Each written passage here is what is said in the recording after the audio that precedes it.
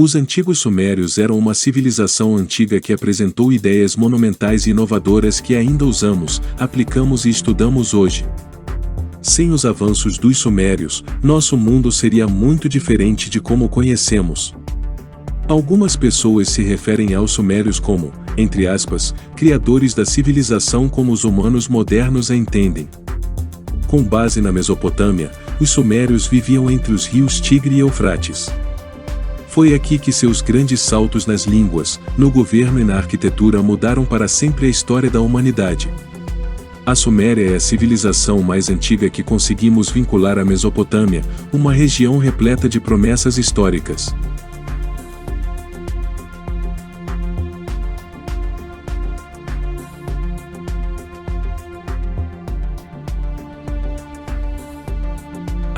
As tabuletas cuneiformes descobertas em Nínive incluem informações fascinantes sobre gigantes, bestas estranhas e navios voadores enigmáticos.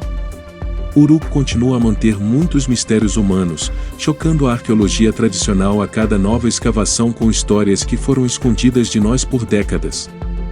Uruk era uma cidade que floresceu ao sul do Vale do Rio, nas margens do Eufrates, e sua civilização se expandiu por toda a Mesopotâmia para se tornar a metrópole mais antiga e significativa do mundo. Berço de governantes míticos como Gilgamesh, um deus que estava muito longe do que reconhecemos como humano e mais parecido com uma criatura misteriosa.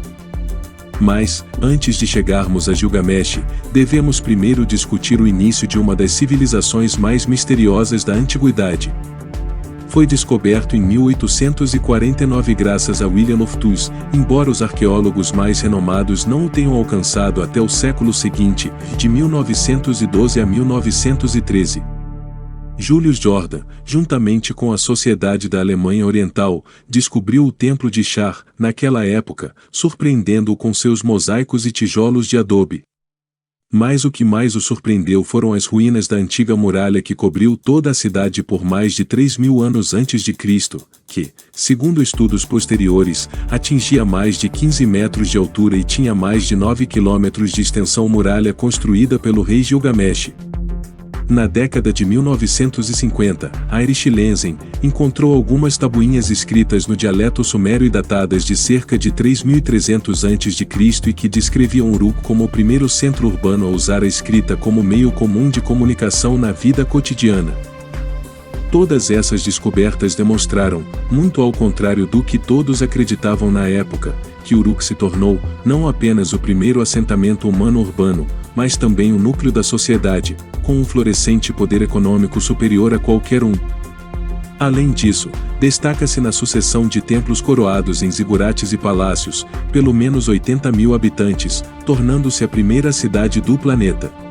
Ao longo de sua história, Uruk também passou por diferentes fases, sendo sua fundação um assentamento neolítico por volta de 5.000 a.C., tornando-se uma cidade poderosa, significativamente avançada e bastante influente entre 4.000 e 3.000 a.C., até sua queda após 700 d.C. Era tão poderoso que leva um período de tempo para levar seu nome, tornando-se a metrópole mais influente das sociedades humanas. No entanto, ainda não se sabe como Uruk se tornou o epicentro da sociedade e teve tanto domínio. Seu poderio econômico era conhecido, as terras perfeitas que existiam no Vale dos Dois Rios, que certamente o faziam cultivar o melhor alimento da região. Possivelmente isso atraiu mais pessoas, o que teria causado um aumento mais do que significativo, que aderiram ao planejamento urbano, fazendo negócios com diferentes regiões, fazendo com que as pessoas não precisassem lutar pelo seu sustento, dando-lhes a oportunidade de se dedicarem a outras tarefas, criando todo tipo de atividades, festas, arte e muito mais. Mas também se acredita nos círculos teóricos dos antigos astronautas, teóricos alternativos e outros que não acreditam na história como nos disseram, que ele teve uma influência divina, que não pertencia a este planeta. A origem dessa cidade avançada foi em Merkar, um ser que está há muito tempo no olho do furacão por vários motivos. Zecharias Sitchin, um dos maiores estudiosos da antiguidade, chega a mencionar a disputa entre Merkar e o Senhor de Arata. Uma disputa que terminou com uma grande tempestade que desencadeou uma terrível seca que invadiu Arata, da qual Imercar quis aproveitar para conquistar seu reino. O senhor de Arata, conforme relatado, declarou o seguinte: Inanna, a rainha das terras, não abandonou seu lar em Arata ou não entregue Arata para Erech. Inanna era uma deusa que se movia em sua nave, e pode ser vista em representações como se estivesse pilotando algum tipo de nave. As tabuletas cuneiformes encontradas em Nínive contam histórias de gigantes, monstros estranhos e, claro, misteriosos navios voadores. De todas elas, a mais marcante é a de Gilgamesh, considerada a epopeia mais antiga da humanidade, mais até do que, infelizmente, sua história completa não sobreviveu ao longo do tempo, mas o que se pode perceber no restante das tabuletas encontradas, mostra uma história de luta, vida e morte. Os sumérios consideravam Gilgamesh como homem, se entidade ou ser, por quem todas as coisas eram conhecidas, conhecimento ilimitado. Eles disseram que era um híbrido entre deuses ou que vieram do céu e humanos. Além disso, mencionam que não apresentava defeitos, quando os deuses o criaram, 2/3 de Deus e 1/3 dos humanos o fizeram, criando um ser perfeito.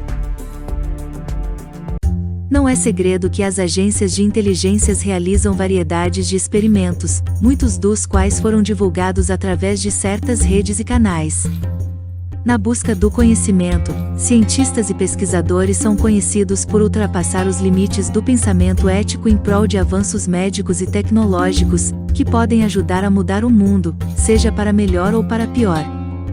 No entanto, quando tais experimentos antiéticos estão sendo conduzidos bem debaixo do seu nariz em instituições e universidades privadas em vários países do mundo.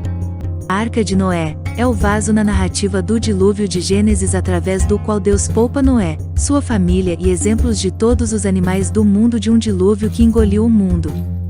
A história é repetida de várias formas em dezenas de culturas antigas retratando grandes inundações, mas na maioria dos casos, geólogos e historiadores acham o mito do dilúvio de Gênesis irreconciliável com a compreensão moderna dos registros fósseis da idade do planeta. A verdadeira localização da Arca de Noé foi finalmente encontrada.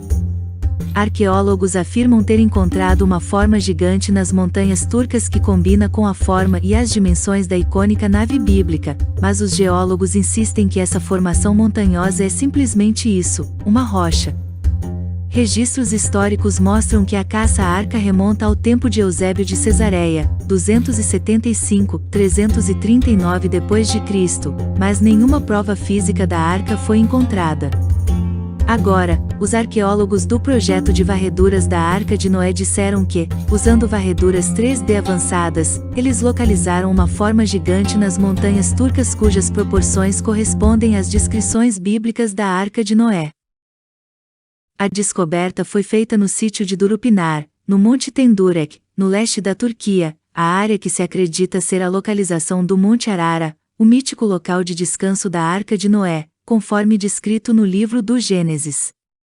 O pesquisador Andrew Jones e o cientista-chefe Dr. Fethi Ameyuksel, do Departamento de Engenharia do Departamento de Geofísica Aplicada, da Universidade de Istambul disseram à mídia britânica que as varreduras 3D da área descobriram uma formação do comprimento exato da arca, detalhado na Bíblia como sendo cerca de 150 metros, ou 300 covados em termos bíblicos. Tal linha paralela e ângulos retos abaixo da superfície é algo que você não esperaria ver em uma formação geológica natural. Da Arca de Noé, Jones foi citado como tendo dito por vários meios de comunicação.